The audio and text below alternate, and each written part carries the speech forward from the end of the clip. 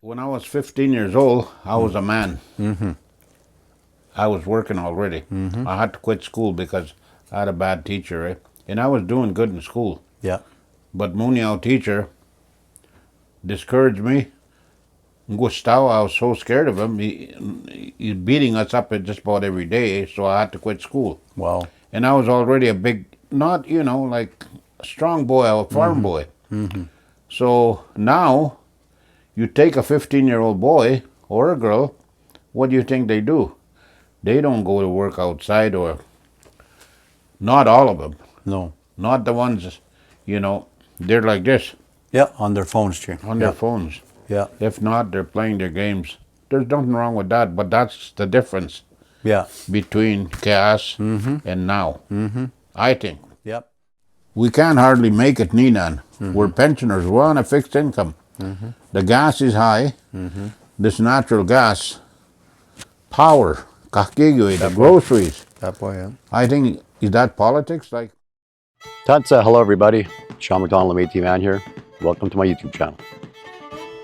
I was born a Métis, born on Métis land, raised on a settlement, proud to be a Métis man. Well, today I work in white man's world. I'm married to a Métis girl.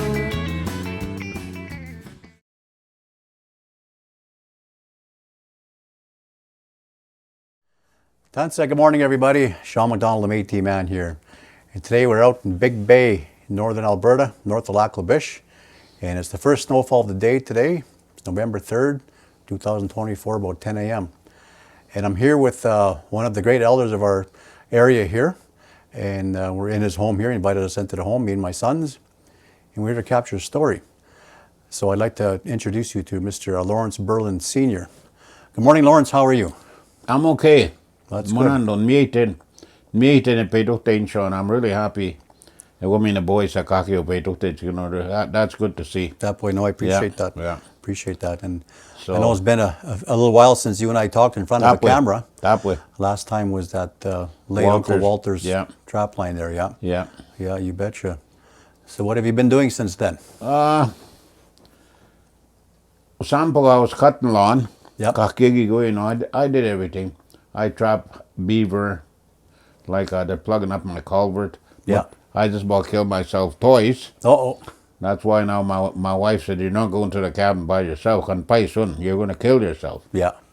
I might.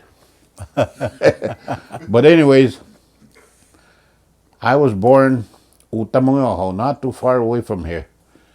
Saga, that's where we were. My dad had built a log cabin. That's 77 years ago.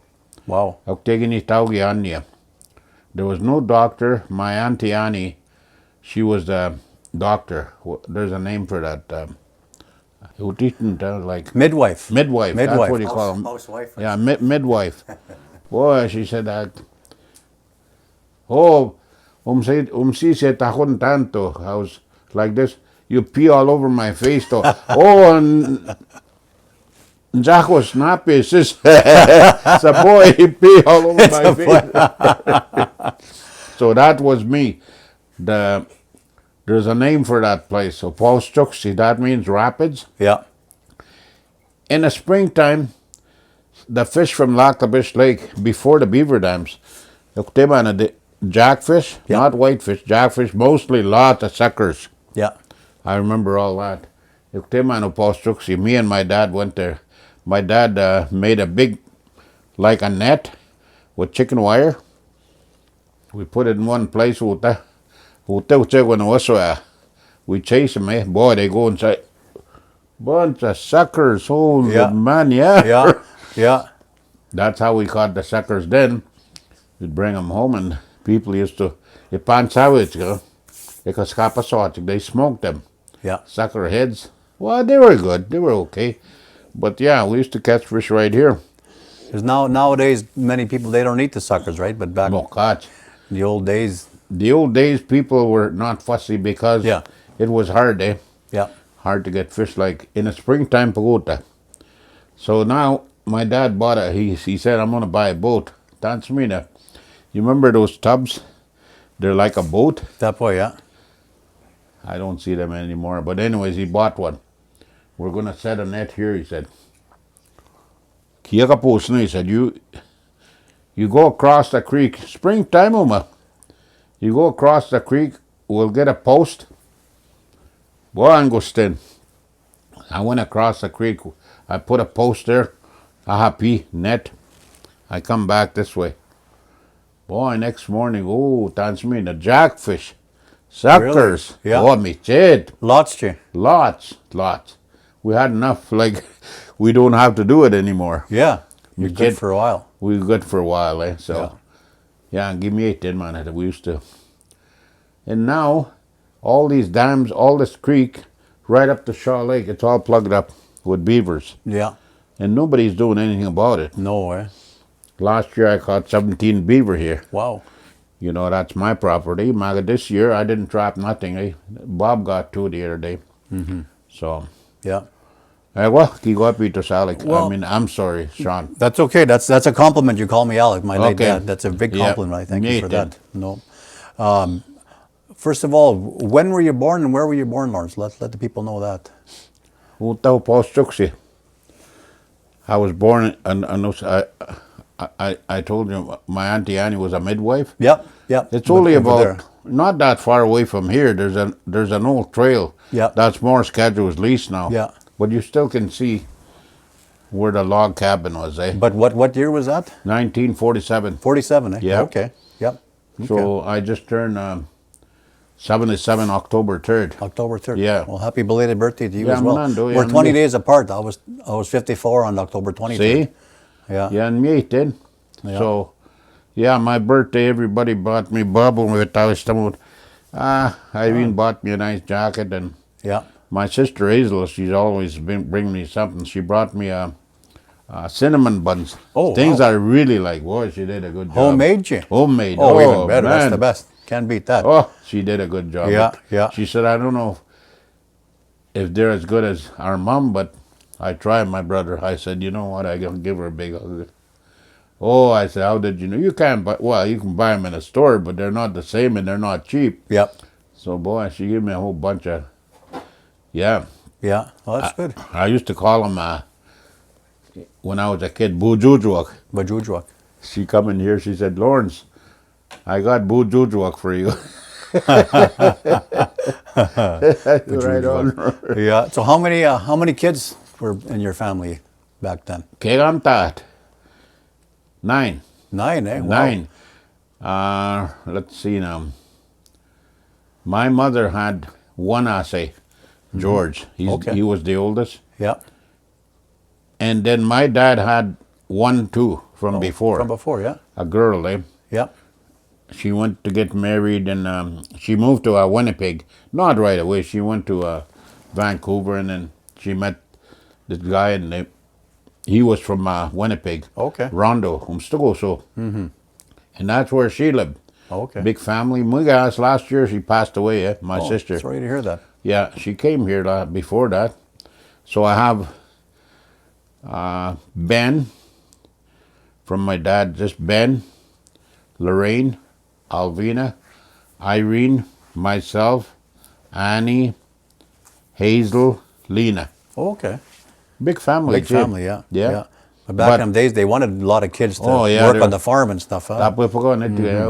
Had to work, but I say when and we lost my sisters, 3 of them. Yeah.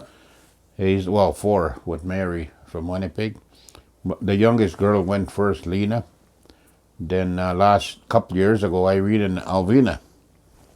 So Lorraine is the oldest. She's 82 years old. Okay. Owl River. All River. Yeah. Okay. But she's okay, but she said, Lawrence, I'm not the same anymore. Yeah. Well, you're that age, Yeah. you know. She goes back and forth to Edmonton to get a checkup with doctors, but she's doing good. Yeah. She's all right. Okay. Well, that's good.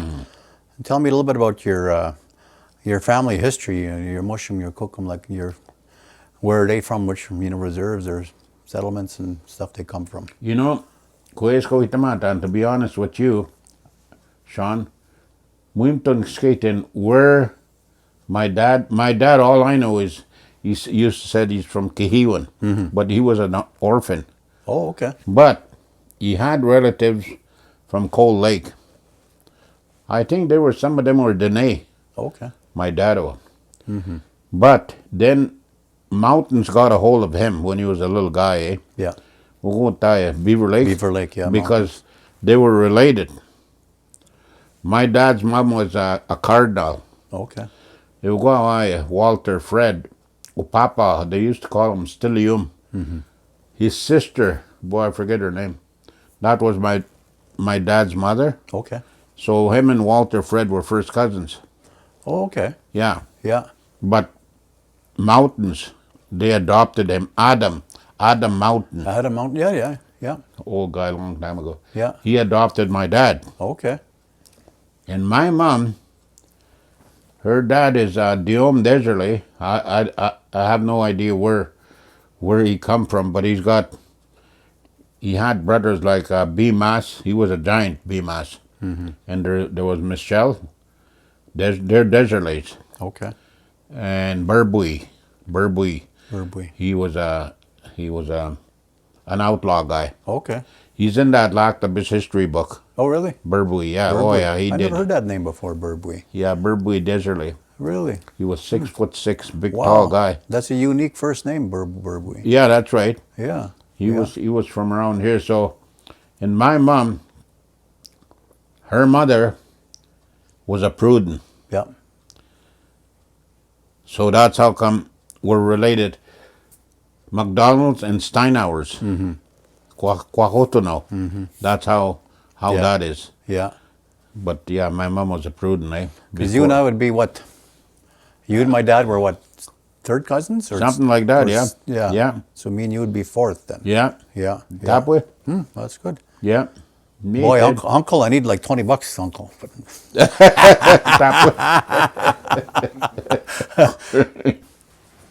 Makaitan the other day, I was telling you, I am very proud of you. Well, thank you. Umakaisitigin. You're doing it on your own time. You meet people. We can see it ourselves on that screen. TV. Not only here, all over. All over, yeah. On the phone. Now tonight, whenever that's going to be on, Yeah. you'll let me know, and I'll let my friends know in Anzac and Fort Mackay. That boy, for sure. Mieta Magwisto, they like to see that, eh? Yeah.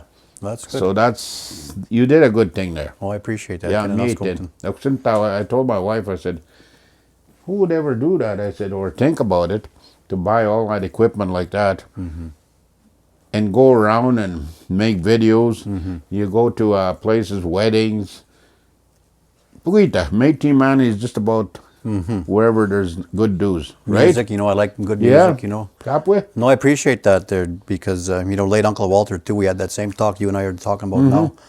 And you think about the Munyak, their history, I always say they're captured in books. You know what I mean? Our history is through storytelling. You know what I mean? So now we're capturing your history. Yeah. Now everybody can see and know your history of your family and stuff like that. Otherwise, when we're all going to pass sooner or later. Oh, yeah. But when our elders pass, we lose our history. So I'm trying to capture all of that through video. You see, like, when I was doing Combo Cree, I don't know if I told you, but this Conrad Quintro, I don't know if you know him. I went to George's. He's one of these guys that talk forever, He's so happy to see me, eh? Yeah. I saw him his neighbors with George. I saw him over there. Yeah. It's kind of raining. We're trying to go to Cold Lake. So I just started walking. Hey, Lawrence. No, he seen me. Now I got to stop. What? I just want to thank you. Kiko, what for? Well, I was listening to you talking on that Combo Cree. That's really good for you to do that. I wish these young people would understand and try and learn something from there. Would you keep that up, Lawrence? Well, I said whenever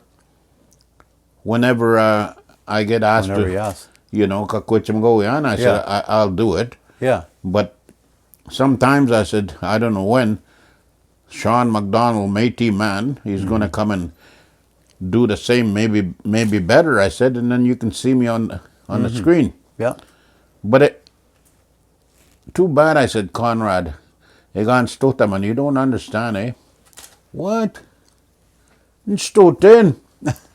Why not? I grew up with you guys. Yeah. He said, I understand more than my wife, Elaine. Yeah. And she's a Métis. Yeah, and he's Really? Moonyow, like white man, yeah. Yeah, he said, oh, yeah. He said, don't Yeah. ever say that. Or don't that's talk good. behind my back. He said, because Yeah. I understand. Yeah, and for those that don't know there, Lawrence, the Convo Cree, what you're talking about, that's on our local radio station, CFWE. Yeah, yeah. Wind speaker radio. Yeah. And they have like Cousin Jimmy Cardinal on there. And they bring on elders such as Lawrence here, and he talks a bit of Cree. They translate to English, and you try to teach the youth and that, and the Yeah, people that yeah. don't know. So that's Yeah. good of the radio station, good of you to do that. And Cousin Jimmy, I really applaud them for that as well too. Yeah, So, yeah, tap with. And a lot of people, they're really, really happy to. Why don't you just stay there and sit with Jim all the time and you guys do Combo Cree?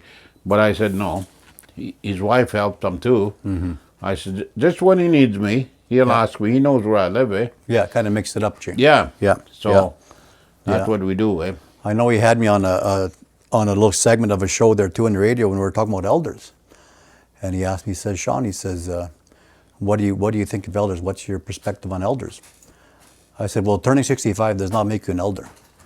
I said, to be an elder, I said, it doesn't matter what age you are. Like, of course, you got to be older, but you got to be respected. There's a lot of people out there, I don't care what the age they are, they're arrogant, and some of them laugh at you if you don't talk proper Cree or whatever. I said, that's not an elder. No. I said, an elder is someone who educates people, who's, that's very inviting, and want to teach people and show them our history, Yeah. such as yourself. Yeah. You're a great elder. Late Uncle Thank Walter you. was a great elder as well, Nathan, too. yeah. Yeah, so he said, no, you're right. He says, Tap boy, you're right. He says, it's more than just a number. It's not just an age. You don't hit 65 and then you're automatically an elder. No. You got to earn that. And Yeah. you, my friend, you have, so. I probably did, yeah. Thank you. Oh, I know you did. Mercy. I know you did, yeah. Yeah. Yeah, but yeah. But yes, so tell me a little bit more about growing up compared to what it is nowadays. My generation come after yours. Now we got our kids, our grandkids growing up. What is a lot different now than what you see when you were a youth growing up? What has changed the most, you think? Well, first of all, when I was 15 years old, I was a man. I was working already. I had to quit school because I had a bad teacher, eh? And I was doing good in school. Yeah. But Munyao teacher discouraged me.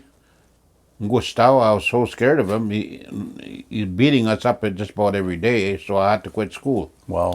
And I was already a big, not, like a strong boy, a farm boy. So now, you take a 15-year-old boy or a girl, what do you think they do? They don't go to work outside, or not all of them. No. Not the ones, they're like this, Yeah, on their phones, Jim. on their phones. Yeah. If not, they're playing their games.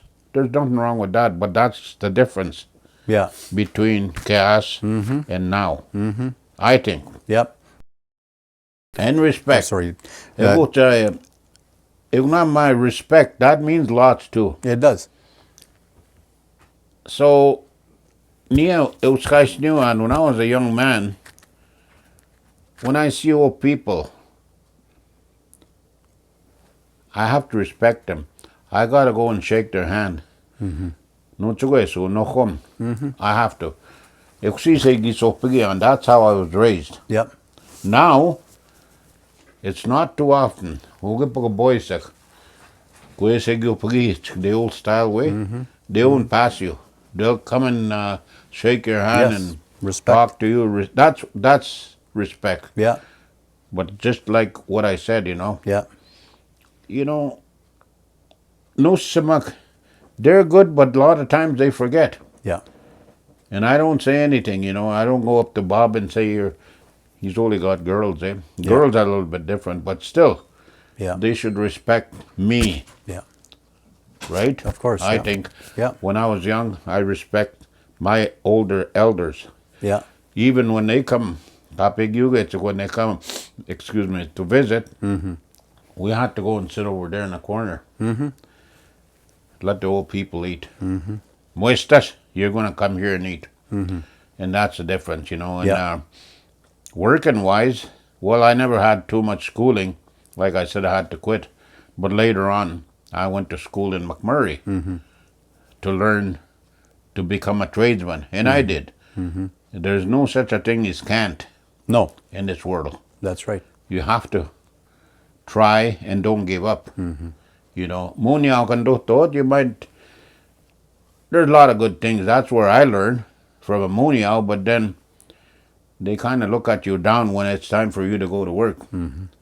They can't believe you're a welder because Nehiokia. Yeah, they shouldn't be able to weld. Yeah. You're not supposed to be. Yeah. You know, that's, so these young guys, me, there's a lot of good kids. Yeah. I see, you know, to try and get ahead. Like one of them is Bryce. And you know, going back to what you said there, Lawrence, about the generation nowadays and the respect.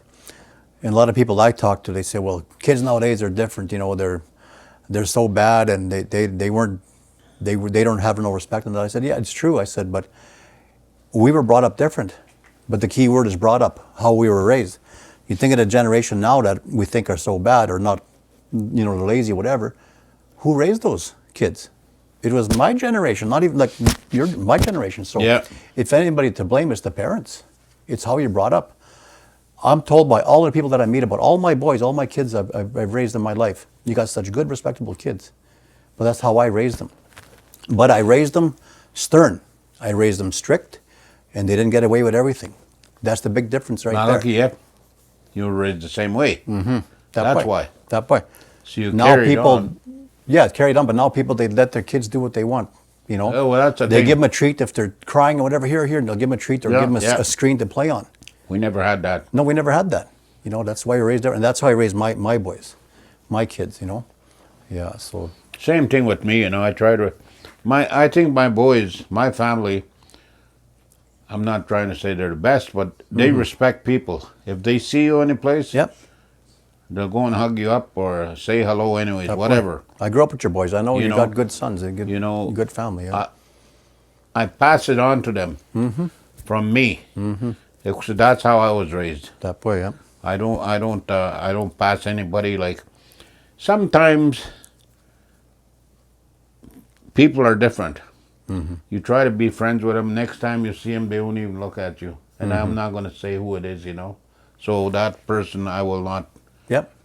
I will not approach him and try and be friends with him and talk to him. You know. That's how it goes. Exactly. Yeah. But yeah, that's young people nowadays. Like I said, when I was 15, I was putting harness on the big horses. By myself. Take the horses, sleigh, go and cut wood. You know. Mama, bapa, no power saw. I load up a half a load of wood. My dad was gone trapping, and my mom said we need wood. No help. There was no. Well, I had sisters, but you know they were. When I got the wood home, then we cut it. But yeah, when I was 15, I did all that.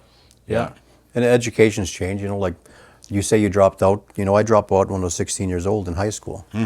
And I went straight to work, oil and gas. I've been oil and gas for over 30 years. There you go. Since then, right? That's my bread and butter. That my business, Black Scorpions, has been 28 years old now, you know?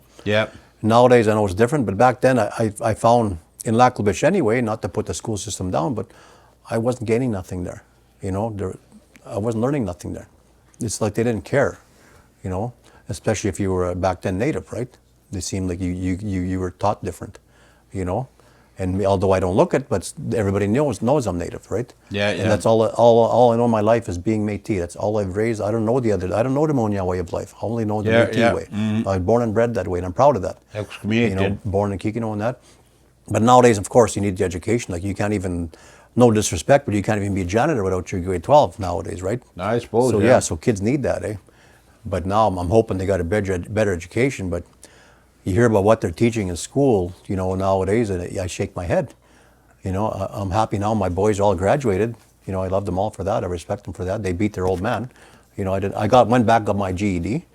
But nowadays, the stuff they teach in school, you shake your head. You know, and even with the, all the different sexes that there is nowadays. Back in our days, you either were male or female, and that's it.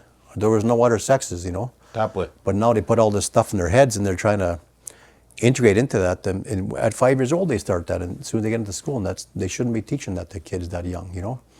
When they're 16, then they make up their own mind. But to push that when they're 5 or 6 years old, no, I'm totally against that. Wow, yeah, that's not good. Too soon. Way too soon, yeah. You Yeah, see, exactly. just a short story. When I was 15, after I quit school, my dad said, well, you got to go to work. Me and Walter, we were trapping, in March about. My dad said, you got to go to work. Where? He said, go to McMurray. Okay, I'll take you guys to the train station. Boy, there was so much snow. There used to be a train station here by the railroad tracks. Yeah. The horses couldn't make it. This much, Oh, wow. Yeah, not big horses, but they couldn't make it. My dad had to turn around. Wow. He gave me $5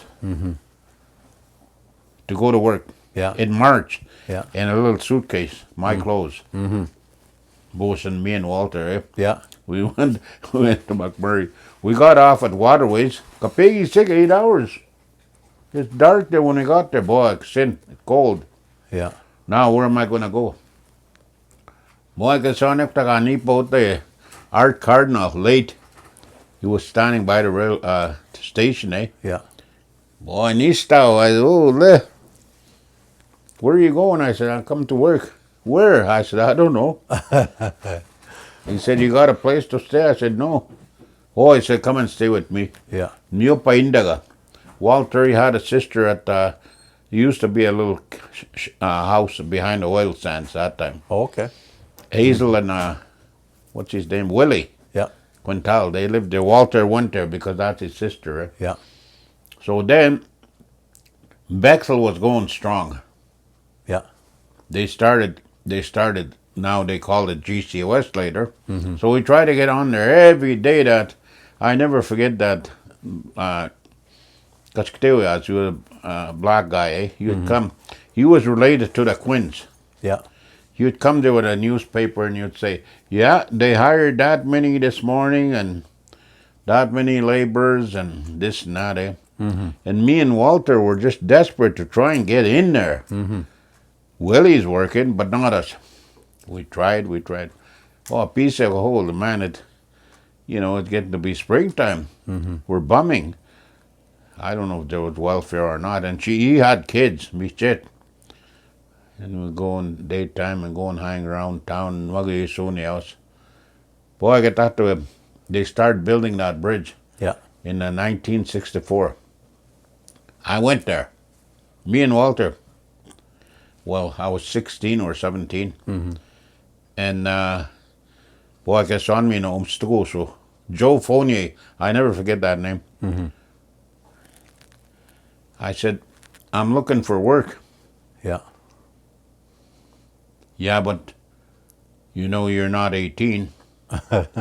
I said, I am. I said, where do you work? I said, my dad got a big farm. Yeah, you're a farmer? Farmhand? I said, yeah. Yeah. You can start tomorrow. Yeah. I know you're not 18. Yeah. But knew, you huh? can start tomorrow. So I said, okay. Yeah. Walter said, I'm not working here. Holy man, he's kind of looking, Yeah. So what they did, they they dammed the river at the Basque River. Wow. Yeah, they did. They dammed it like this. That's a big river. And then that's where they started building the piers, Okay.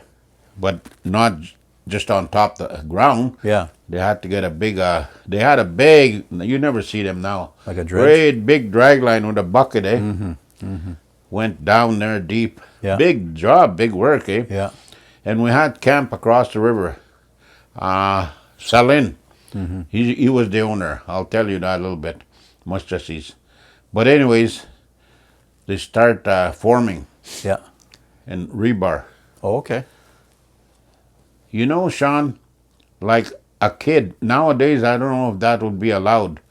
They put me inside the rebar like this. Wow.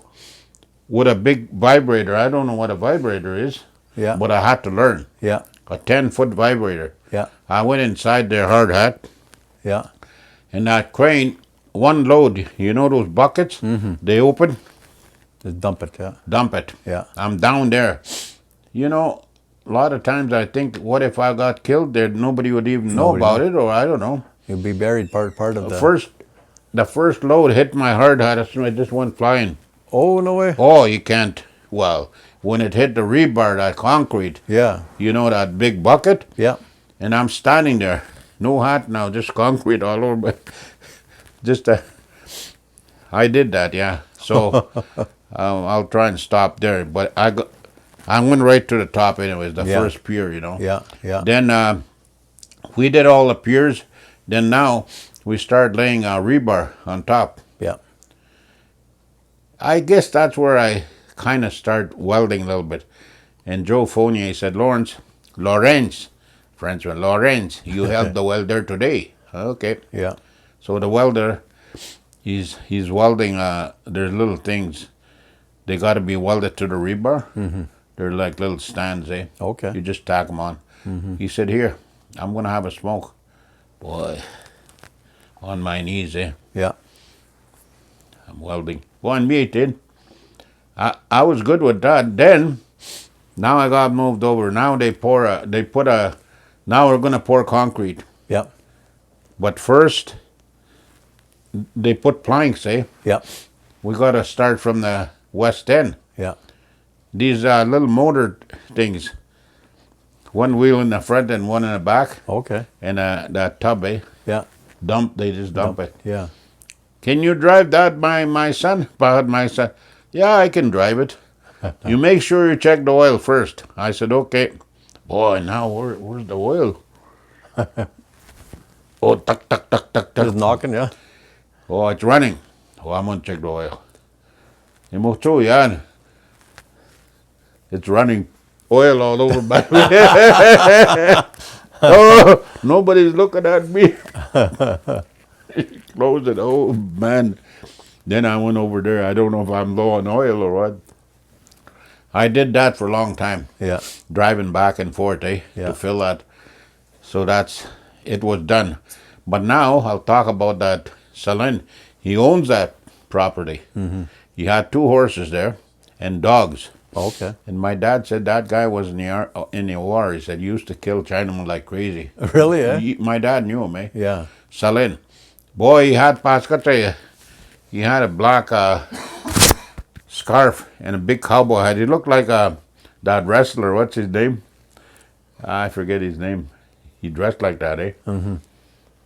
We were eating in the kitchen while we stayed in camp. Yeah. But you got to pay for your room and board that time. Yeah. They take it off your. Boy, and we ate good, eh? You got to show your card to that big guy standing by the door. You can't just. But this Salin, he come in, eh? Yeah. That guy said, your card? He said, put some food on that table now. Yeah. He had a revolver. Oh. Oh yeah. He just pulled out his gun. Yeah. Never mind the card. He said, put some food on that table. Yeah. Now. Yeah. And he just looked around. Undertaker, that's what I was going to say. Oh, Undertaker, yeah. He looked like Undertaker, big tall guy, eh? He took his cowboy hat off. He put it on the table. Sure enough, They fed him, Jay. they fed him. And we were sitting not too far away. Yeah. Daniel said, we better take off, Ben. You'll shoot us. Big gun, revolver, just put it on the... You know, when the bulldozers and everything were working, they had to stop. He'd walk right there with his dogs. He shut everything down. Really? When they see him coming, Yeah. I don't know if that's respect or they're scared of him. I guess Yeah. respect. Probably both, yeah. Yeah, both. Yeah. Yeah. And then to go to town, Pat Shot, he was from McMurray. You'd haul us. You'd haul us in after supper if you wanted to go to town. You'd take you with the boat, eh? Yeah. Little boat. Oh, man, that's... Kaya sumakay naman. That's how Yeah. That's my first job. Yeah. Okay. Yeah. And that was up Bechtel days, you said, when my dad was there too in that. Yeah, Bechtel days, yeah. Yeah. Your dad was there. Yeah. But like I said, I didn't get on with Bechtel myself. After you. Muestas, I went to school. Well, I worked at GCOS for 5 years as labor. Yeah. Everybody started going to school to become a tradesman. And I was working with the welders, pipe welders in the shop. I was sweeping floor, eh? And then one guy said, Lawrence, why do you want to sweep floor all your life? Yeah. Why don't you be like me? Yeah. Oh, I said, I'll never be a welder myself. Why not? Yeah. He said, you'll make it. Go to school. If you have to upgrade, you do that. Yeah. I said, okay. But now I got a family in town, eh? Yeah. I live in town. Boy, I think I only had Peg Jr. Okay. Well, Moya, Niso. She had Niso from before. Eh? So then I applied at that time it was AVC. Yeah. AVC. Yeah. AVC, I think. I applied for a Before school again. Portage. Okay. Yeah. Well, I got accepted right away, but now they don't help me to get paid. I thought I was going to get paid to go to school. No, they don't. Oh, okay. You have to go and see the welfare worker. Oh, okay. So I did. Yeah. I got a family. Now I need a house. Well, I'm living in Waterways, but I like to get a school housing. They had school housing. Dorms, yeah. Dorms. So they went to that welfare and up now. Boy, big fat Nehiwishino, Yeah. Mr. Gray. Yeah. What can I do for you? I told him, I said, I want to upgrade. I want to become a welder. I said, and that's why I come to see you. I said, I need your help. I need to pay rent, groceries. I got a family. I want to move into them dorms. Oh, I said, first of all, what education you have? I told him, I said, I quit school when I was in grade 6. That's a long time ago. I said, but I'm willing to upgrade. Well, I can put you to run heavy equipment. I can help you if you're going to become an operator. I said, Mr. Gray, that's not what I wanted. Yeah, but with your education, Lawrence, you're not going to make it to become a welder. Really? I said, okay. So I went out from there. This other guy, he was a court worker. He was a Métis guy. He was a welder himself. I forget his name. He lived in McMurray. Eh? Somebody said, go and see him. Yeah. So I went to see him in his office. Yeah. He talked Cree, eh? Big guy. He said, we'll go and see him tomorrow. I'll go with you. We went. Boy, Ekoski. So you said you could help him if he wants to be an operator, but not a welder? That's right, don't I, Mr. Gray? That's not right, though. No. I'm a Métis and I'm a welder. I got my B pressure. I got all my tickets. Oh, you had it already back then? No, he did. Oh, okay. The court worker, that's what he's saying, eh? Yeah. He said, there's no need for you not to help him because he wants to go into welding. I would say he had a lot of pull. I would say you help this man. Yeah. He wants to be a welder. He can upgrade for a year, whatever it takes. Yeah. You help him. Yeah. You pay for his rent, his groceries, spending money, clothing, everything. You help him starting from today. Oh, okay. That's good. Yeah. So that's how I started, eh? Yeah. It wasn't easy. If it wasn't for that court worker, Yeah. and I never want to be an operator, you know. Yeah. I want to become a welder. Yeah. So I upgraded for I don't know how long, quite a while. But like I say earlier, there's no way you can't. There's no such a thing as can't. No, that's right. You know, you have to try. Even though I had grade 6, it took me a while. Yeah. But I made it. But you made it. Yeah. That's I went to. I was asked to go to college. Yeah. Last year, Reiko. Portage. Portage. He hired me to go there and say a few words with the grad. So I did. Yeah. I told him, I said, you have to climb the ladder. You have to climb the ladder and don't go down. Don't go back down. That's right. Don't give up. Once you're halfway on that ladder, keep going. Yeah. That's what I did. I said, and Yeah. I made it. Yeah. Yeah. So after that, I might as well say my trade, it went a long ways because I pass it on to my boys now. Yes. You see, my dad never went to school. He couldn't speak English. Same thing with my mom. But my dad was a creative man. He was a trapper. He was a worker. He used to call himself iron worker in Cree, eh? He was like a blacksmith. Okay. Old people had to be. Yeah. Your parents too, they had to do all the horses. They had to do everything. Everything. They never went to school for that. No. Yeah, it's all self-taught or taught by Everything. their parents, yeah. So now, my boys, they pass it on. Me and Junior, a lot of times, a young man would come to us and say, I got my first year welding, Yeah. or second. Yeah. Can I get on with you guys? So I just phoned the Union Hall. I talked to the manager. I said, I'm going to send this young guy there. He wants to become a welder. He's my a relative. Can you send him out on a job? Yeah. No time they went. That's how I got all my boys going, because you got to have a good name. You know that yourself, Shawn. Wherever you work, you should try to have a good name. I never was fired once in all my life. All the time I worked. So To me, that's how a man should still be nowadays, is you rely on your name. yeah, that You know what I mean? Yeah. And people take that for granted nowadays. Yeah. You know, like a handshake. A handshake is valid. That to me is to the death. You value that handshake. That's your signature as a man, kind of thing, right? So, That way, yeah. Yeah. So yeah, for sure, for sure. you know, like one of them went to Dustin Heron. You know, JR stick his head out for him. He went to the Union Hall and said, he's my nephew, my cousin, whatever. Can you get him going? Now he's got his own truck. He's got a welding truck. He's been phoning George. He's up at Wabasca. Yeah. Oh, Yeah. good for him. So Earl, my stepson Earl, he lives in Buffalo Lake. He's got his own rig. So Yeah. it just pass it on, eh? Yeah. Yeah. But from my dad's side, if I wouldn't have made a move for myself, well, maybe, I don't know what I would do. I'd be a laborer for the rest of my life. And before I went to McMurray, I fought fires too Okay. with my dad, eh?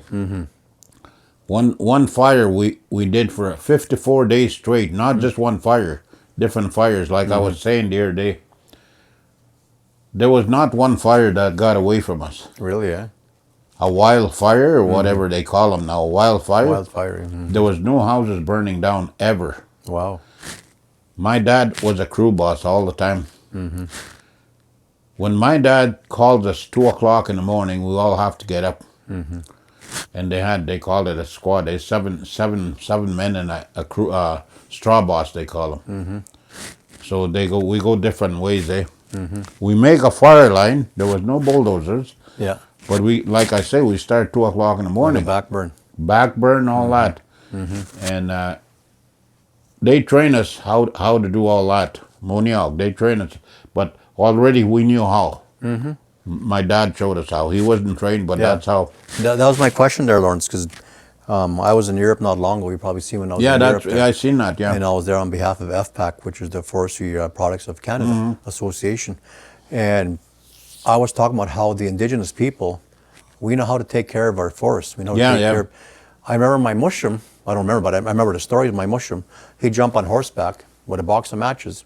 He'd go out in all the pastures. He'd go burn. Yeah. Light them intentionally. Yeah. But that's how he clean all that underbrush underneath. That's right. Right? Then you don't have these big forest fires that are threatening towns. That's why burning now down it's your like houses. that. Exactly. Like Jasper, for instance. Oh, McMurray. Yeah. You know, Slave Lake, all of that. If all that underbrush would have been taken care of and burnt, you know, every other season or whatever, all that old fire, I mean, that old field. It was good. It was good, yeah. We used to burn right here. Yeah. Now it's all turning into bush, eh? Yeah.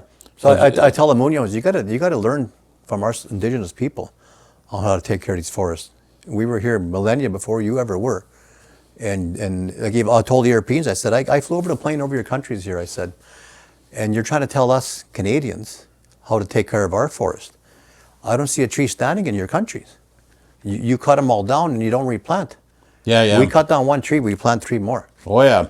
You know, Yeah, and, that's and we the do, rule, we yeah. do controlled burns, and we don't just do cut blocks and take everything down. You know, like you do, if you take the whole side of a mountain down, well, that's going to wash out and mudslides, landslides, whatever, right? But I know different reserves and stuff that have their own businesses on their reserves that do logging. They do control. They do every here and there, not just clear the whole thing. You know what I mean? Yeah. Yeah. So I told him you gotta learn from us, not just try to control. And, you know what I mean? Yeah. Yeah. But it's good to hear about you had that history as well too with your dad, right? Oh yeah, lots. Yeah. Yeah, that was one big jobs when the fire season starts. But like I say, I didn't know what a wildfire was. It never got away. I guess maybe, I don't know. We never, like I say, we never had. There was no wildfires back then. I don't think so. If there was, it was natural for one thing. But you have to work on it, right? You can't just let it go out of hand. No. See, that's what happened to these fires, like in Jasper. Why did it have to burn? Not only Jasper, there's other towns that burned down. I think they could have been stopped, you know? Yeah. Yep. But now, I don't know what. You know. Mike wax paksutje. Hey? Mike wax pakshut. That's only for the Cree to understand. So it's a little inside joke. But yeah, now we got no budget. You know, then they do budget cuts. Then some town burns down. Then they blame the government before because of their cuts. You know what I mean? To me, you know you're in a province full of trees. You make sure your budget's high and well taken care of, right? I have a picture of when Irene comes. I don't know where it is, but my niece Tina Aldred, her husband died. She works for the forestry. One day she phoned me. She said, "Uncle, they want you to come here and tell the stories about how you guys fought fire." Yeah. So I did. Yeah. I went there. They made a big. There's one in the forestry office there in town. They made a nice frame for me, a picture of my Uncle Joe, because he was the cook. He was the cook, and my dad on this side, taking training with the forestry ranger how to run the pump. Yep. And I rode Fire Line in the 1960s. Big writing. I can't remember everything, but Yeah. I got the frame of it. Really? Maybe when Irene comes, or I'll send it to you on the phone. Yep. Yeah, I wrote that. I told that story. Yeah. Forestry. They were really happy. That's good. They got it framed there, and they made me one. They sent it to me. Yeah. I want to go back now. Talk about your education. You were. Was it a day school you're in, like Uncle Walter, or what were you in for school, or just a regular? Pretty school? much. See, right from here, right to Sonny Dominic's. You know where Sonny lives? Oh yeah, I kind of remember, but You go on 881 railroad tracks. Utaisa. on the side there. Yeah, you see that? Yep. That's our big base school, we call it. Oh, right there. Oh, okay. So I didn't start school till I was 7 years old Okay. because no bus. There was no highway. Yeah. Right from here, me and my Lorraine, Alvina, and Irene, and myself. Whether there's snow or not, we have to walk to school, big base school. Right, I say when you get there, Tani DeChambeau, old lady, she made a big fire, big stove, and our teacher was Joe Polowich. One room, grade 1, 2, 3, 4, 5, 6, 7, 8, 9. Yeah. One teacher, one room. Wow. It wasn't easy to learn. I couldn't learn. Well, I shouldn't say that. The second day I was there, I got whipped. From here, both hands, they just turned red. Eh? Big long strap like that. And you know, Shawn, at my age that time, 7 or 8 years old, I thought I was a good boy. We were, I think. I didn't deserve that. No 7 or 8-year-old does. So what happened was we went for, they call it a field trip, and I couldn't speak English. All I could say is yes and no. And Polowich, you know, We went for a field trip, I guess. I didn't even know what it was. And I had a little bag, like an army bag. I used to carry my lunch in there. Somebody put a light in there off a bus, but so what? Somebody put a light in there. I always think it was Ernest Bushy. Yeah. I didn't know, eh? It was hanging on my hook there. And after school, Mr. Apollo said, you stay here. I don't understand what. My sister Lorraine said, "Pagutakayain, he wants you to stay here." I said, "Why?" I don't know. Well, wait outside, Lawrence. And I started crying, eh? This teacher went and got my bag. He said something. He must have said, "Where did you get this?" Because I don't understand, eh? I just shake my head. I was crying.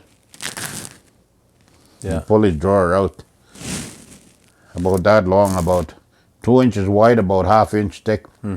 Put your hand. He just grabbed my hand like this, big hard, the table hardwood, eh? Twice, both hands. Wow. Boy, when I had to cry. They got my hand just about right through blood, eh? And when I get home, I got to milk cows. I got to cut wood. I got chores to do at home. In my hands, eh? Yeah. So it wasn't easy, you know, to become a educated boy, I guess I should say. He was a mean teacher. That's why it was hard for us to learn. I tell you, I couldn't. How could you learn? Yeah. He grabbed me. There was horses grazing outside. Horses, eh?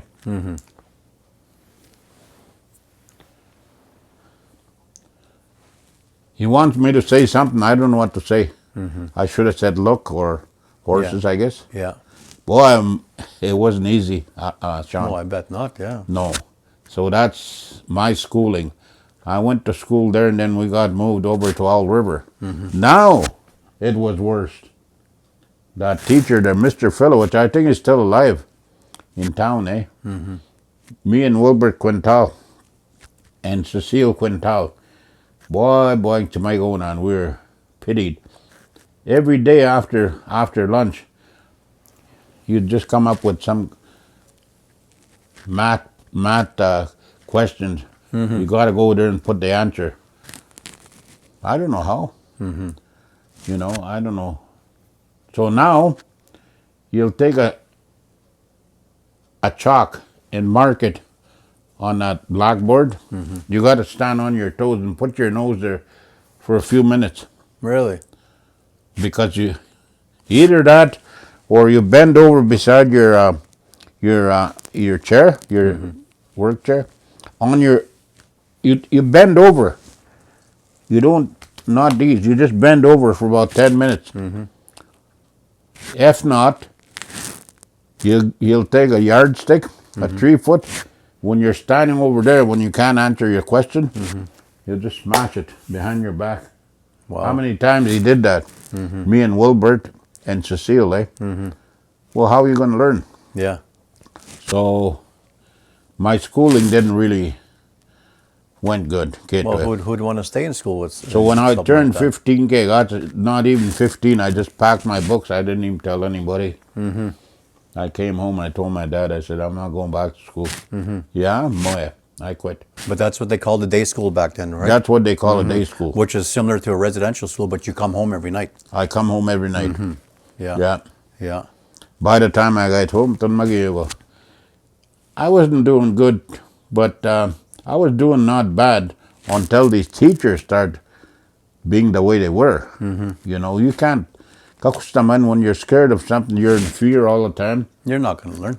Just like riding a horse. If you're scared to ride a horse, you're not going to be. You're never that way. Same thing. That way. So, yeah. know. So what are your thoughts on the residential school system? You know, you must, I don't know if you attended one or not, but day school is similar, but you come home every night. But do you know of any circumstances with people going there and how they come back, or if they even come back? You know, what's your thoughts on that? I don't know. That part I couldn't answer you, Shawn. Wing skating. How it was. But you remember Francis Dumas? Oh, yeah. He was from Isn't Bonneville. Is that the one that was at the mission? No? Not the priest. No, this Okay, is, okay. This I'm my thinking dad's relative. Oh, okay, no, I'm thinking there was a priest Domay, that was similar name. but I heard him talking, how they were treated at that Blue Quills. Oh, Blue Quills, okay. And he said, I said to myself, I'd never go there again. Really? That's what he said, eh? And one time I was invited to go there, and Kiwi, something, he didn't want to say no. He said, when we got there, he said, we parked, he said, and we started walking. There was a gray horse grazing outside, skin and bone. And I went inside and I told him, what's that horse? Whose horse is that? Which horse? There's a horse outside. No, there's no horses. He said it was just a ghost. That's what he said. It was a ghost, he said, I seen. Really? Yeah, that's what he said. I see a lot of different things there, he said. Because I stayed there and I was really, he said, not only me, he said, we were, you know, like we had a hard time to stay there. You can't learn nothing. Kito, I believe that. But other than that, I don't know too much about it. Yeah. I went there a couple of times. And I had to go and use the washroom. I'm sure there was a ghost standing behind me. I couldn't pee. So this day school, we had, I don't know how many different meetings. We fill out forms, Yeah. you know. As a kid or your parents did? Us. Really? Right here in college the last time. Yeah. People from Edmonton. And before that, there was other people. We fill out forms. We should be getting compensated or something, even though it wasn't residential school, but it was day school. I remember that, And the way we were treated, never hear anything. Nothing becomes it? Nothing. Who started that off? The government? Government, yeah. I wonder what happened with that. I have the number, you know, I should check into it. But whoever the captain is going to be, I'm going to put that here. Do something about this. Look into it. Yeah. You know, not only me, Rod Cardinal can stir him up. He lives in 37. Okay. And my sister Lorraine. We all went to day school, big bay school. Except, like I said, you know, it wasn't easy. Yeah. Wow. Yeah, and I obviously don't try to get too political on my channels, but but it does play a vital role in our life, in our not only our upbringing, but our way of life for society, right? How have you seen the political times have changed over the years? You know, for the better, for the worse, or where do you think we're at politically? Right now, the way it is, I don't know what to tell you, Shawn. Yeah. It's hard to explain. Yeah. You know, how the world is getting to be, I guess I should say. That way, yeah. Now India is going to do something to Canada, just like that, you know. Well, he said, well, he's going to start a war. So I don't see any good things. We can't hardly make it, Ninan. We're pensioners. We're on a fixed income. The gas is high. This natural gas, power, the groceries. That way, yeah. I think, is that politics? Like, that's politics. It's all politics. Holy man, like, they control the inflation. They control the taxes. You know, I just paid my insurance the other day. You know, like, well, I guess that's not bad. I'm not a businessman, but I still have to pay $1,200. I had to take it out of my pension. Wow. My vehicles, my skidoos, my quads. I need the insurance, right? For sure. My house insurance. You see, that's high. That's why I got something written down there about elders. Elders shouldn't have to pay prescriptions. No. I'm paying like $90 a month times 12, right? And I don't get anything back. Yeah. That's over $1,000 a year, yeah. And then, one important thing I always say, how come we don't have our own old age home? My sister has to pay $1,400 a month to stay in La Calta Lodge. That's crazy. We also ask needs. That's for them rich people. Yes. Not me anyways. No. So we should have our own old age home. I don't see why not. They got the money to build it. they got people, they got ladies to work there and run the place, whatever. You know, that's a big issue. Yeah. I said that, you know, and I got it all written down. Whoever's going to be the captain will have to, either they listen to that or try and do something. So far, you know, one lady came here and Yeah. she said she's going to do this and that, but they Yeah. all do the same, eh? Yeah. And he's speaking of the Métis Nation of Alberta, folks. There's an election coming up here with the new government they're putting in place and stuff, and they're running a new position for captain, right? So Yeah. that's what it is. Yeah. So Yeah. That's who he's referring to, not municipal, but Yeah. the Métis Nation, right? Yeah. It used to be Region 1 and it's District 19. 19 now. Yeah. But Yeah. there's, you know, the political aspects of every level. It affects us all, you know. Oh. Where there's Métis Nation, or even on my home settlement of Kikino, the municipality of Lac-La-Biche, the provincial, federal, it impacts us every which way. You know, right? like, I'm thinking people with small business, like my son George, I don't know how he makes it, but he's still working. Yeah. But it can be cheap to run a business, a small business. It's not, no. Hey? It's not cheap, no.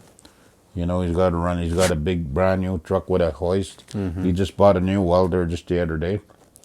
So I don't ask him, but I was thinking about that. I thought, holy man, the way the things are going so high, Kakigi, everything is going so high up. And I don't think it'll ever go down. No. And not unless there's a change in government that we have right now, and they start dropping them taxes, you know, like the carbon tax. We wonder why. Well, you wonder why your fuel high, your cost of living, everything. Excuse me, everything is hauled on a plane, a truck, on a ship, you know, or a train. And the carbon tax that increases the price of fuel to move all these commodities, Yeah. that's why the prices in the stores are going up. They have no choice but to take it up because the cost of getting delivered is outrageous, right? So like if another government comes in and says, squashes, gets rid of that carbon tax and lowers other taxes, we're never going to see a drop, like you say. It's going to be the same, if not worse, you know? See, what about in the near future? Are my grandkids, your grandkids? Yeah. You know, they're going to be suffering if it gets worse than what it is. Already we're suffering as it is. My kids are suffering. Yeah. You know, they're out of school and that, and it's hard to find work, and, you know, and if they do find jobs, you can't pay for your bills. You can't make ends meet, you know? So why would you want to bring more children into this crap that we're in right now, right? You know, it's got to be fixed. And the way right now with the government, the way it's structured, it's got to be changed, you know? It's got to be changed because it's all for the government that's in power. They want to control us, but they got it totally backwards. We're the ones that pay for their salaries. Yeah. They work for us. They should bow down and kiss our asses, not the other way around. We put them there. We got to get them out to make that change, you know? That's how I feel anyway, so. Oh, for sure, yeah. But, you know, I ran for member of parliament last election, so I'm very passionate about our people and supporting our people, right? So, Yeah. and fighting the system. You know, the system is wrong. It has to be reworked. You know, it's all about the hires up. The top 1%, they get it all. The rest of us, we get nothing, you know, So, one question from me. that way. You never try to be a president or a captain, and why? For Métis Nation? Yeah. Well, to be honest with that, I've been asked many times, you know, I've been asked to run for many different levels of different governments, not just any Indigenous government, right?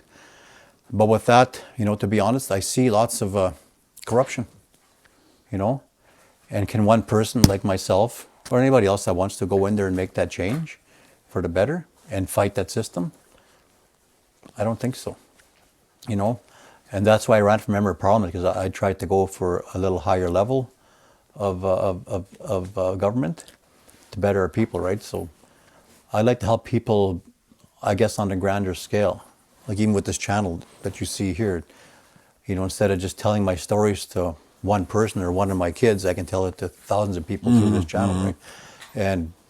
But to run just for, say, you know, my settlement council or Métis Nation or whatever it is, I think I can do a bigger, better job elsewhere. You know what I mean?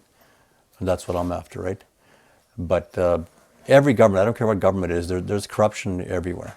You know, there's extortion, there's everything, right? I'm not saying they're all like that, but some of them start off honest and good people, but they change over time as well too, right?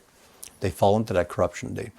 they get bought out. They get, you know what I mean? They do favors for family or big business or whatever the deal is, right? So, and I'm not for that. I can never be that type of person, right? So You just stay away from it. stay away from it, yeah. I mean, from what I see, a lot of people, they get mad over something. Mm-hmm. And you're one of them, like, you're going to be, like Jim, you know, he had a hard time. Yeah. People didn't like him. Yeah. They argue with him, and, Yeah. you know, it can be easy. Can you go home and have a good sleep It after? would be tough. You It know, would be tough. Yeah. Yeah. It would be tough. so you No, for kind of, sure. I know you could have handled pretty damn good, I know Oh, that. I'd handle it. I know Yeah. that. I got pretty thick skin But, now after the stuff I've been through. Yeah, But yeah. but you know what kind of, how it works, and you're doing your own thing, and I think, yeah. I just wanted to know what you'd say about that. Yeah. No, that's the truth of it, right? So I think I can do better for people in a different position than that. Yeah. Yeah. You see this Martin? Mm-hmm. On this side. That way, yeah. So there was not many Martin before. And my dad said, you know, Lawrence, you know these birds, whiskey jacks and all that? If you make a friend with a bird like that, you're going to get, he's going to bring you good luck. Yeah? Really? Oh, yeah. Sure enough, I was setting traps, eh? I said, I used boxes for fisher, and well, there was no martin. I didn't know what a martin was. Boy, I used beaver meat for bait. I thought to what the whiskey jack. I just cut a chunk of meat to put in that box. He just landed right here. Right away. Right away. He picked it up. He was eating. Now I remember my dad, eh? Nichagan, I said, in Cree. So partner, you're going to be my friend. Yoksamaga kawitsin. You're going to help me. You're going to give me good luck. Like my father said, my late father. Yokse kawitsaga nito no. Maga, I would like to see something in this box when I come back. Ngamyete and kawichihin. Kinanâskomitinawaw, mercy. Boy, 2 days later I went there. I don't know what. It was still alive, eh? That's not a mink, because it's orange here. Yeah. And it's still alive. Now, Whiskey Jack is there again. Yeah? He's right there, Waiting for you. waiting for me. So I had to kill it, eh? Well, I'm trapping. Yeah. So now I give him another. Kinanâskomitinawaw, mercy jogging. An offering. He just landed right here. Really? So yeah, that's a story of that. Yeah. And them two traps, one of them is bent, and the other one is a normal trap. If you could see it from here, maybe Bryce can. Anyways, I was setting traps for a coyote on a beaver dam. He's always walking by there. But my dad said, when you're setting a trap, it doesn't matter if it's a weasel trap, make sure you anchor it, because you're not just going to maybe, you might catch a mink on a weasel trap and he's going to get away if you don't anchor it good enough. So I took a long cable, Yeah. beaver dam, there's all kinds of stick, great big tree, I think, it was laying there, I wrapped that. Boy, I went by there about 3 days later. It snowed like this, eh? Boy, no trap, gone. Really? I swear, now I was going to the cabin to check more traps, and I'm kind of looking, you can see where, but now it snowed a little bit, eh? Well, Kiam, I'll come back anyways. When I come back, I'll look for it. Two days I stayed in the cabin, checking traps, beaver. Then I came back. Boy, now I'm serious now. I have to find that trap. Boy, quite a ways from where it was. He dragged that, like my dad said, he dragged that about 8 feet green tree. Yeah. He dragged it in the bush. Yeah? Oh, man. He stayed there for a long time, sorry. He stayed there for a long time. You could see where he was digging. Yeah. A wolf. Really? He managed to get out. He bite that trap. He got away. So I show that to the young kids a lot of times. Yeah. It's a story behind it. You see how strong a wolf's jaw is? So when he grabs a moose by the leg, he's just locked right there, right? My dad said they always chase a moose to the lake. Yeah. So that way there's a lot of room for them to fight. They don't try not to, unless they have to in a bush, eh? In the bush, yeah. But if it's close to the lake, they're going to go there. Yeah. So that's that story. And now the antlers. The antlers, we were over here, we used to cut hay at Beaver Lake. See, this was a trail to Beaver Lake, Cuskill. There was people living out there. Yeah. Old Mugler Cardinal, Notch, and some other Ernie Cardinal, all of them, Piegos, that was Ernie's B-Mass. A lot of people there, Miss Chell. It was a big area, and there was a big blueberry patch, eh? Yeah. But anyways, we were going, me and my dad, and Alphonse Lansbury. He used to hang around here with my dad. I love horses, eh? Yeah. Actually, boy, I thought that we were going. The horses got kind of spooked, eh? They see something. It was already burnt there. Boy, Tansi, you could see something, eh? Yeah. And my dad said, well, what is that? Alphonse said, I don't know. Maybe a deer, eh? Yeah. Well, he never seen that before. But anyways, so my dad got off. My dad, like I say, he was a good shot. I don't think I told you, eh? He used to light a match 20 feet away. He put it on a post. Yeah. 22 shorts, he'd light it. Wow, eh? Oh. So he got off. He had a 22 repeater. Lance Patno's got that gun. He started walking up to it. Boy, sure enough, a deer. Half a deer. They were stuck together, antlers. Really? The one that was alive, my dad shot it, eh? Yeah. Big deer, eh? And Alphonse said, well, they'll come apart. We'll hook one horse to the half a deer. Yeah. There's all kinds of windfalls and everything, eh? Yeah. Burnt area. They hook up, that horse. Horses don't care for anything like that. No. Kind of frisky, eh? They hook them up. You know what? Trees and everything. They drag it right to the wagon, never came apart. Really? No way. So now my dad I have to, cut the head off. Now we turned around again, eh, to bring the meat home. Yeah. And he had them antlers for a long time. And not these ones. And then Fish and Wildlife came. Yeah. Somebody came and said, I was just a kid, I guess. They want to have them antlers just to take pictures of them. You know what? They never came back.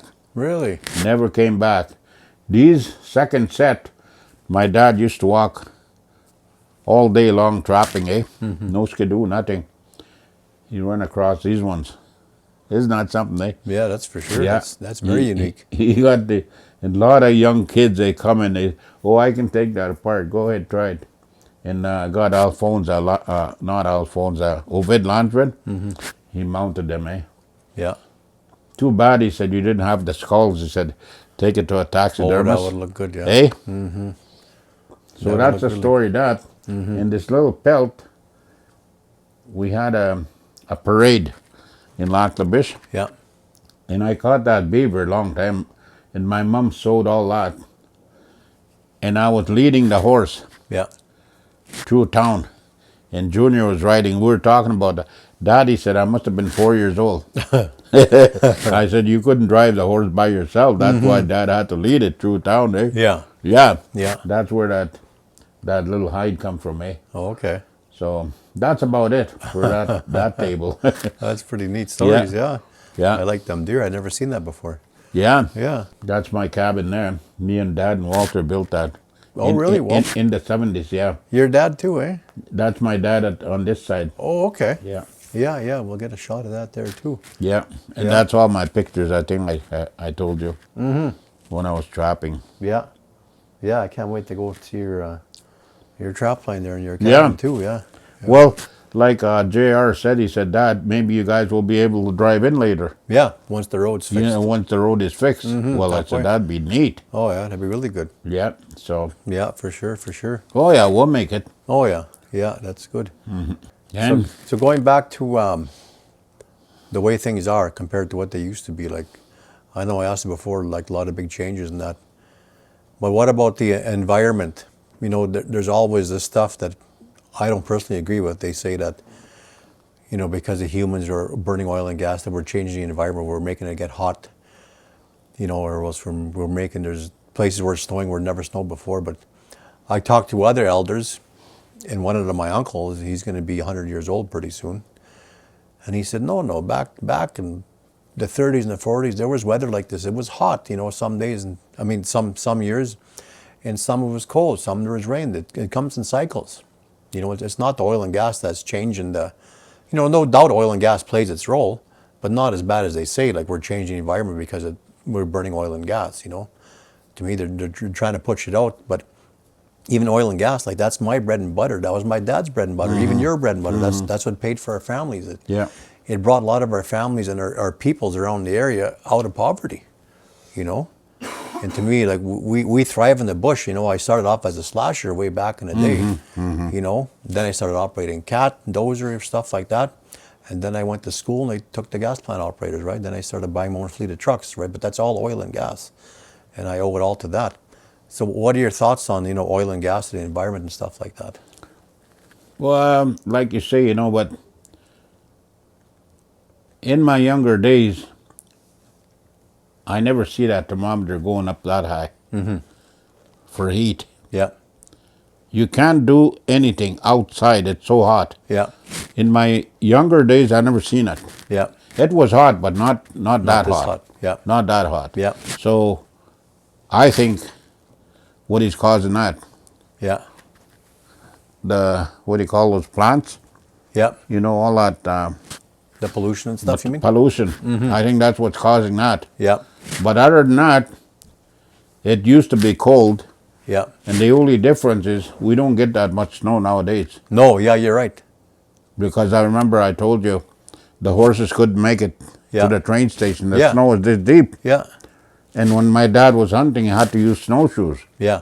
Now I got snowshoes here, my dad's snowshoes in the basement. Yeah. I never have to use You them. don't have to use them. Last year I didn't even push any snow. Yeah. Every year I push snow with my tractor. I got to haul it away from the house, eh? Yeah. Last year I didn't. So Yeah. there's a few changes, but the main thing is for me, the heat. Yeah. That's the change, Yeah. I think.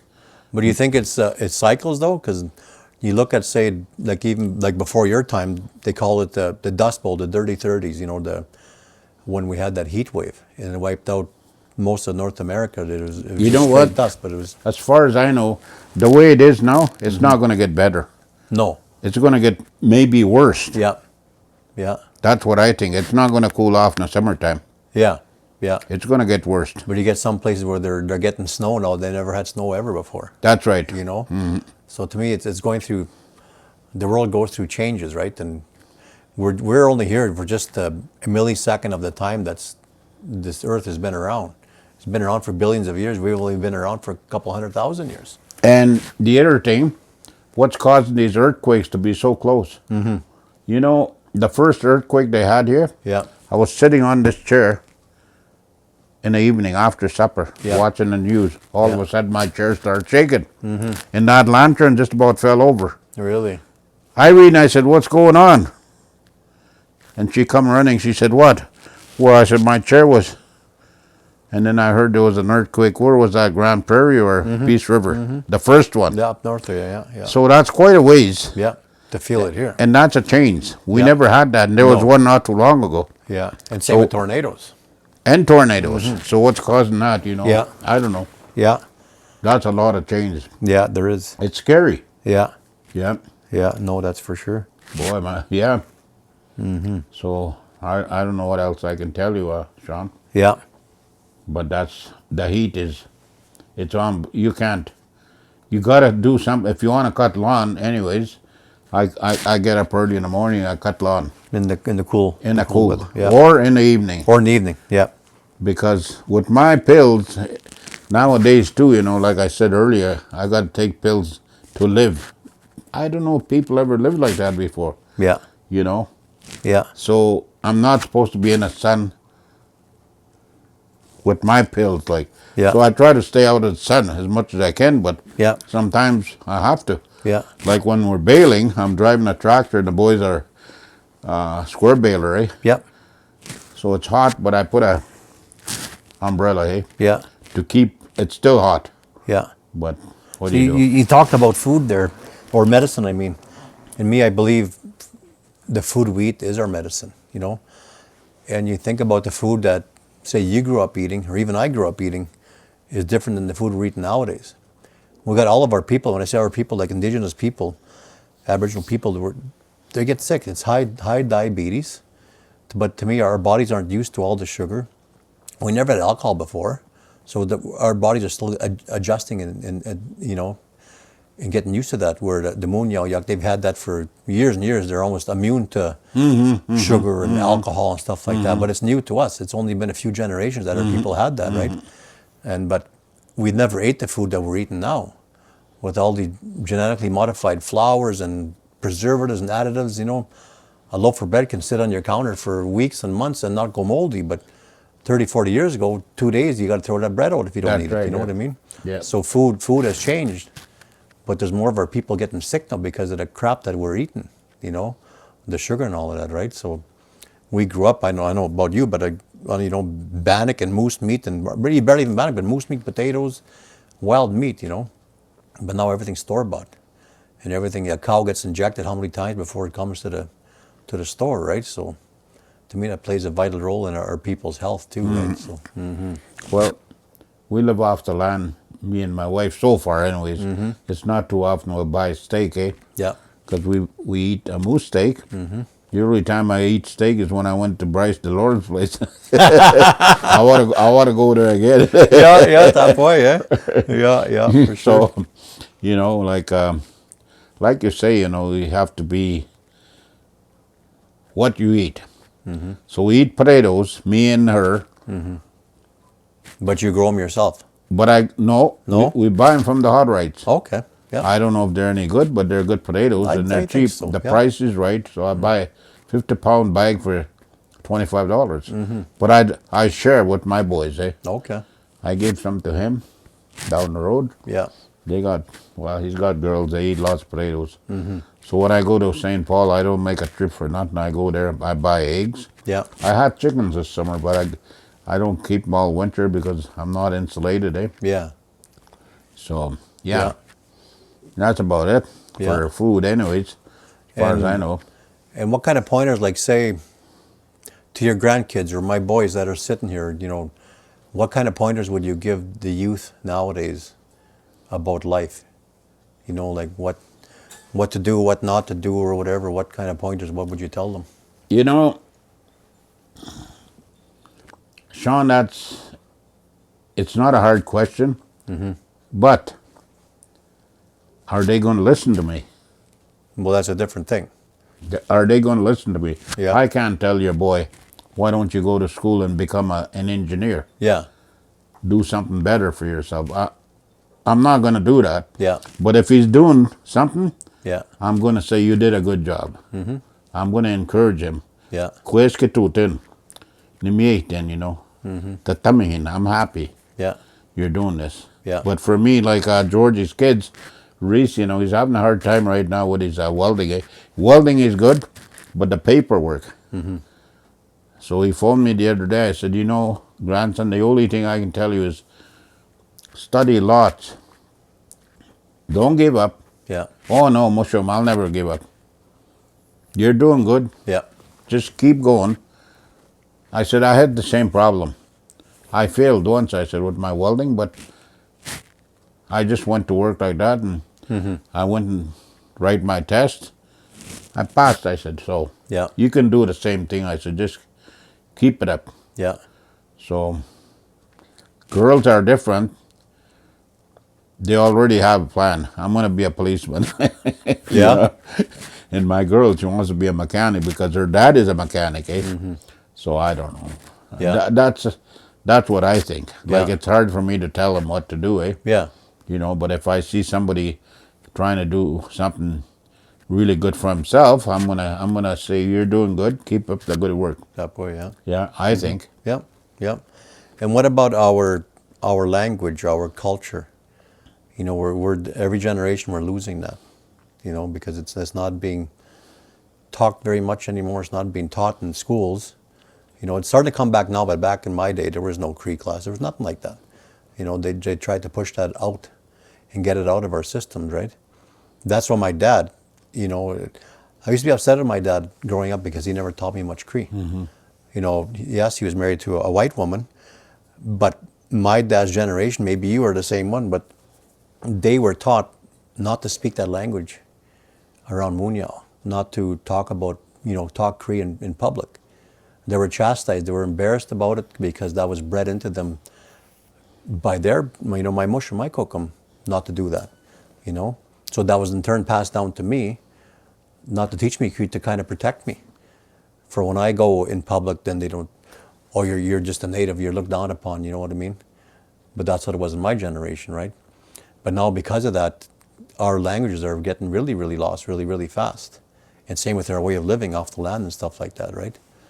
And I believe we gotta bring that back to our children, our grandchildren, and stuff like that, before it does get lost. So what are your thoughts on that, Lawrence?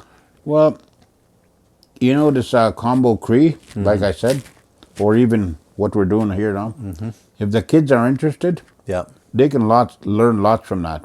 yeah, Like my kids, my boys, you know, they understand lots, and they're trying very hard to talk Cree. They do already. Bob, George, they talk every now and then. They'll say a word real perfect, eh? And so is Bob's kids, girls, and Mel. She wants me to say a few words. She was taking Cree, and I don't mind helping her. And I said to myself, anytime, if you want to ask me how you say a turkey, don't be shy. yeah, Or any one of your boys, you know. yeah, If I can help you, I will. yeah, It's not going to cost me anything. I'm going to be happy to help you. So these young kids, I like them to think the same way, you know, like what I just said. yeah, You know, yeah, that's the only way. And not to be shy about your language. I'm not shy to talk any place about my language. yeah. I'm proud to be talking Cree in the front of it doesn't matter who. Yeah, yeah. Nowadays it's okay, but 20, 30 years ago, It was different. It was different. Yes. Yes. Yeah. So, you know, Yeah. in fact, I had to laugh here. Last year, I think Junior went to work up north. Daddy said, I'm really trying to talk Cree here. He said, next time you phone me, he said, just talk Cree to me, okay? Yeah. Well, I said, you're working days or nights? Nights. Okay, I said, phone me in the morning, we'll talk. He phoned me in the morning. Tansi, miyugik sepayo. He's just listening. Miyugik sepayo, meaning good morning. Yeah. Miyugik sepayo chingusis, my son. He's listening. Tansi, si tato skanchi tipsko.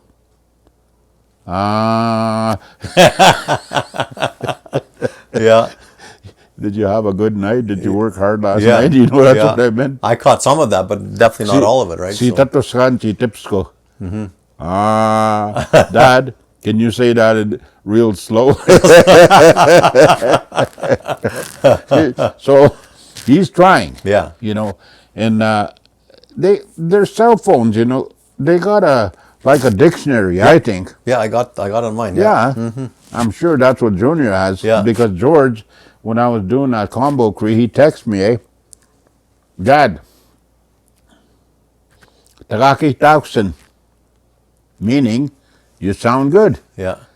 He got that from, The dictionary. Yeah. so he just Yeah. typed it out on his cell Yeah. phone. Dad, Tagaki Tauksen, you sound good. And it definitely helps. Don't get me wrong, but there's nothing like speaking it, like, especially with an elder like yourself. How to pronounce it, how to speak it. You know what I mean? Where you can't get that from a phone. I suppose not, yeah. No, it doesn't even You come see, close. Jim, when he started talking on radio, he gave me some, I shouldn't say really hard questions, but words I never used for a long time. And all of a sudden a person asking you how you say a pelican. Oh, man, pelican. I said, I'll phone you back.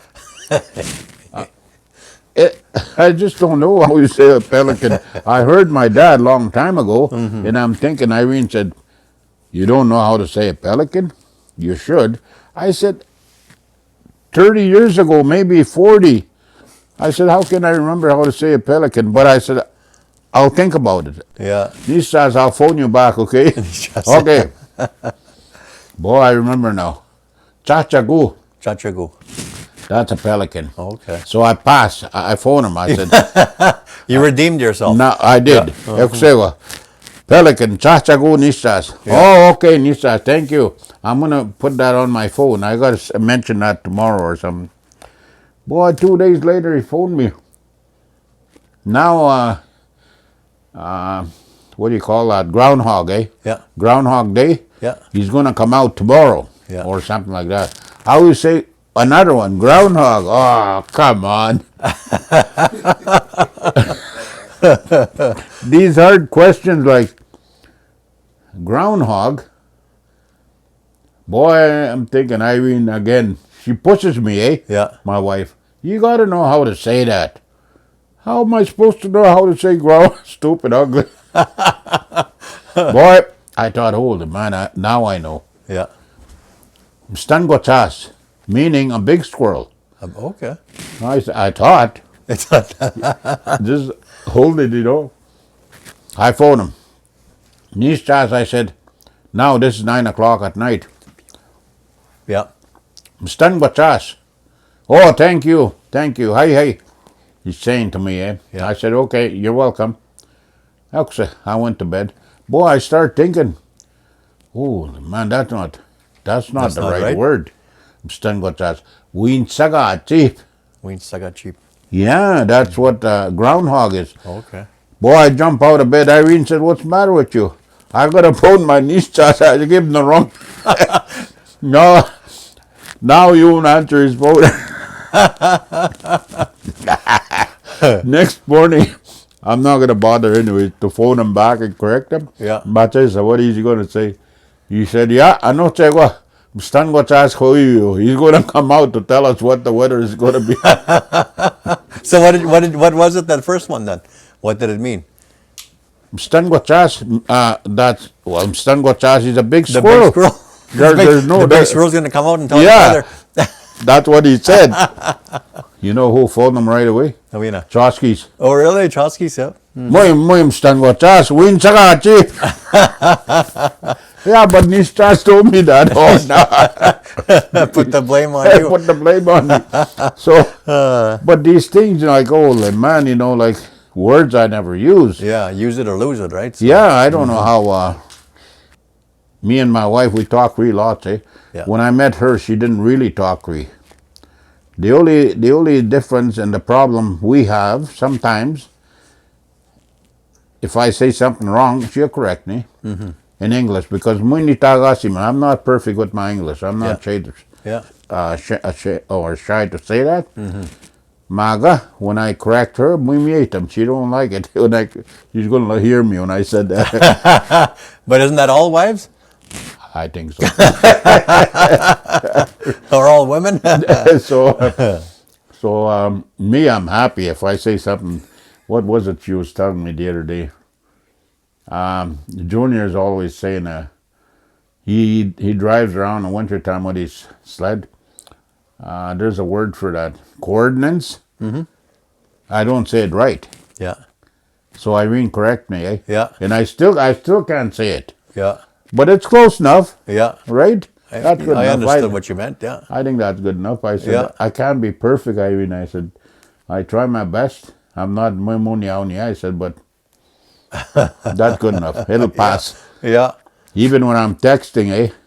She's surprised. She said, oh, you're doing better than me. Well, I said, my little cell phone, it's not easy. I don't just say, Tansi, where are you? You know, talk to my phone. I said, I got to go like this. Yeah. And if I could use a good cell phone, if I know how to use one, Yeah. I could buy one long time ago. But, Shawn, I can't even answer my wife's phone. No? No, I can't. I don't even want to bother. She's got an iPhone or what? Same, yeah. Okay. And my no sim, she's sleeping right now. She's got a phone like that. Every now and then she helps her. Them kids, Yeah. now I gotta brag about the little kids. Yeah. They're smart. With Yes. things like this, Yes. what's the gotcha? You need to walk. You need to walk. Yeah. Yeah. I agree, yeah. Yeah. See? Yeah. Magan yak say no way. Mike skating. To a certain extent. Yeah. Sometimes they're on them way too damn much, you know. That way. That way. Yeah. It helps them learn lots, but to me it slows them down in life too, you know what I mean? For sure. If they want to sit inside and do that all day instead of go out there and learn stuff, right? Yeah, So, yeah. I would like to say just a few words to the people that are listening. Yeah. Well, You talk right to this camera I here. got Shawn, I paid to all his equipment and his boys, and I want to, Mr. Hinmiete, the paid, you know, and Mr. Hinquist, and that's one on, but now I hope whoever's watching this video will come here, you know, and maybe call me or Shawn and tell me how I did. And Bryce, a few tunes and that's it. Thank you. Yeah. Mercy. No, I appreciate that very much coming from you. That's a big compliment there, Lawrence. And I want to thank you for inviting me and my boys into your home here, first of all. Yeah. And my boy Bryce is going to join you right away. We're going to record you guys doing a couple of tunes together, if you don't mind. And then we're going to get some video of that stuff you were talking about a little earlier. But again, I want to thank you so much from the bottom of my heart. You know, you're a great elder of our community. You're a good friend of my late father's, you know. That And I way. appreciate that. And I look forward to joining you this coming winter. Me and my boys will come to your trap line and that. And we'll teach some of the people here about the outdoors and what you do and that. So, but for now, again, Kinanâskomitinawaw. Thank you for the tea. Mercy. So there you go, folks. We'll end off here with a couple of videos from a couple of songs with my boy Bryce and Lawrence here. And then we'll show a little bit of what he was talking about there. But for now, we'll see you next time on another episode of Métis Man. So, Kinanâskomitinawaw. Next. Well, howdy. My name is Bryce Delorme, and I'm, of course, the Métis Man's youngest son. We're here, of course, at Mr. Lawrence Berland's, one of my buddies. I used to come and skip school, come and visit him quite a few times. And Lawrence, he knows that, but that's all right. Anyhow, into our next segment here, we're going to be playing a few tunes, a few fiddle tunes, of course, being Métis and whatnot. But one question I wanted to ask you, Lawrence, Yes. was what made you want to play music? Like anything, you know, like playing guitar and singing, and this, that, and the other. You know, because my brother George was a fiddler and a good fiddler. Right. So when I started playing guitar, I love music. You know, Bryce, it's got to be in you. It's got to be in your body. You like it so much, you're going to keep it up. Just like anything else. But if it's not in you, you're not gonna like it. So I really like the guitar. I like the music, and that's how come I'm still with my guitar. So there's a lot of people that wanna be, but they can't make it because it's not in them. It's like anything else. When I was working as a welder, there's a lot of people that wanted to be a welder, but it wasn't in them. So it's got to be in your heart or your body, you know. Gotta have a passion for it. Yeah, you got to have, And it takes, it's a lot of, I'm still learning, you know. Yeah, but see, like you're a young man. And when I first met you at All River, I was really surprised. Who's this young guy just playing like crazy, fiddle all over his head and backwards and upside down and guitar and singing? I thought he was drunk. Holy man, is he loaded or what? I wasn't loaded, but that's true. So I'm not, no comment, Lawrence. I wasn't drunk though, I'll tell you that. because I didn't know, man. Stanley was sitting there. Yeah. I know Stanley from a long time ago. I went to sit with him. I said, who's this young guy here? Oh, he said, that's my grandson. No, Sim. Oh, really? Boy, I said, he's good. And so is Kyron Reed. He was there too, I think. Yeah. And in fact, I went up there and chord for you guys. Yeah. Remember that? Oh, yeah. Yeah. So it's in you. I got to say you're good. You're doing good, and keep up the good work. Like that guy in school said, I heard him saying, one day you're going to be in Nashville. When you were when you were graduation, the harmonia guy said that. One day you're going to be in Nashville, he said. Who knows? Maybe. Well, we got to go play in Good Fish first. Good fish. We got to play in Good Fish first Okay, before. okay. I agree with that. I'll go. But, well, I guess the thing with me was I always wanted to play music too. Even being a little guy, back home, Buffalo Lake, you know, there used to be quite a few jamborees and this, that. And one guy I definitely looked up to was Horace Patnode, who I was definitely privileged to play with. And, you know, of course, other musicians around here, I loved the old Desjardins and Company band. Roselle Quintel was definitely a guy I looked up to, musician-wise. He was the best. Oh, yeah. Roselle, he was a good player, Yeah. good lead player and good fiddle player. Yeah. And I like that. I like that style You that see, he has. he got that style from George. Yeah. My brother George used to play exactly like him. Same thing with Walter. Walter only plays, the way he plays that jig, that's how George used to play. Yeah. And he told me himself, and I chord many times a jig. You know, I never heard him playing Big John, but he plays some of his tunes like George. Same thing with Roselle. That's why it was easy for me to chord for them, to play rhythm, eh? Because I did lots of it, so much, you know. Because one thing I find, especially with, there's a lot of good fiddle players. Oh, yes. Don't- Don't get me wrong. But the best style of fiddle playing is that old style. Oh, yeah. Because it's simple, and how I see it, less is more, you know, especially when it comes to music. You know, you don't have to be all crazy and add a bunch of notes that you don't need, you know. But I was, you know, really inspired by a lot of those musicians around home, and as well as the Quintel brothers from Conklin, Jerry and Ronnie. Ronnie Guitar, pretty famous guy. Yeah, yeah. And Honky Tonky something. Honky Tonk Blues, that's their Honky Tonk signature Blues. He's tune good there. with that. They like their Hank They're Williams good tunes. musicians. Oh yeah, You but know, they like- got their own unique style. Them That's too. right. Yeah. And they're all good dancers, Oh, yeah. jiggers. They're Same all thing with Heart Lake. I've never been to Heart Lake. Yeah, Yeah. I like to go there one day, but yeah. but another thing I was going to ask you, Lawrence, was well, I know you've chorded for us, but was there you ever chord for bands? Any bands ever hire you to come and play with them? Not really. Just No? I played with, well, the boys had their own band, Yeah, Berland Bros. yeah, And then I played just two with Roselle. Yeah. Roselle and Benny. yeah. And my boys were there too. So that's the only time I played with the bands. 2 times, yeah.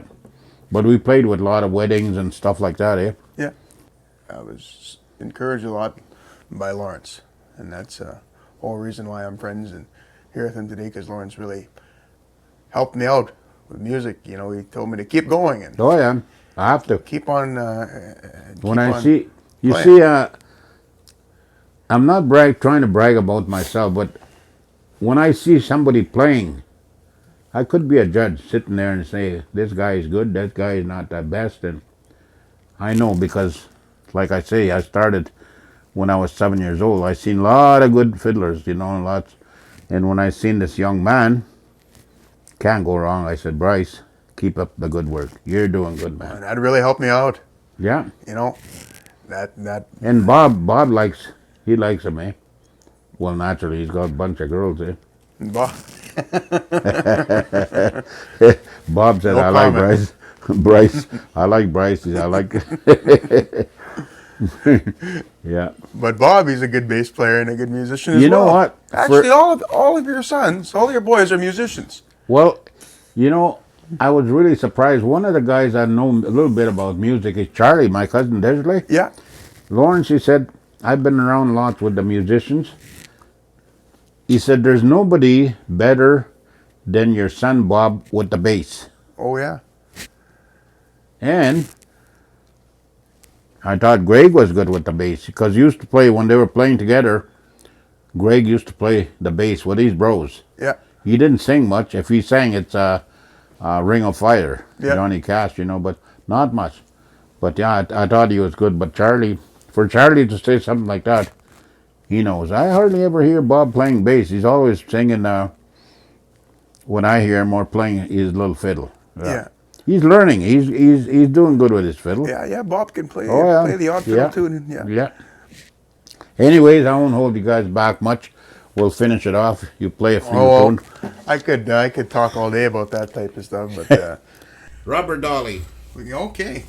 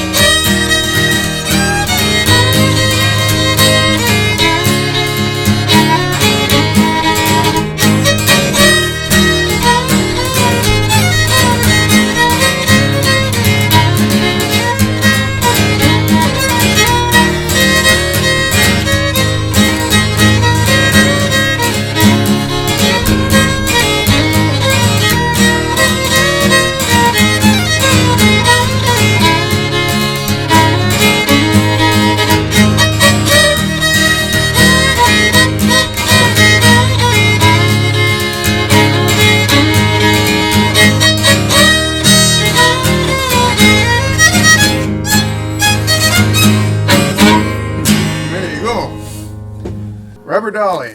Rubber Dolly, yeah. That was one of the first tunes I'd learned. And you played good. I tried to. I didn't miss a tune, eh? Beat. Oh, this was a good quarter. Thank you. You Merci. know, Now, Another one, boys. Another one. what do you call that? Roselle used to play that, Going to Town or something. oh, I like that one.